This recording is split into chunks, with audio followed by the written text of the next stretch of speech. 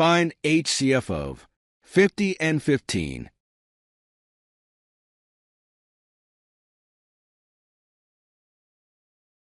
Prime factorizing 50, we get 2 into 5 into 5.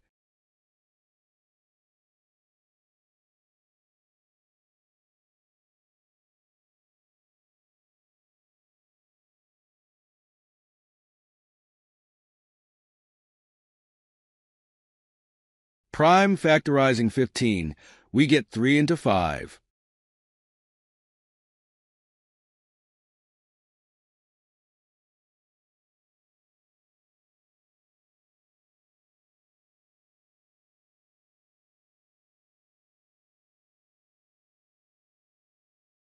What are the common prime factors of 50 and 15? Visually inspecting, it is only one prime factor, 5. HCF is all common prime factors multiplied together, so our HCF is 5.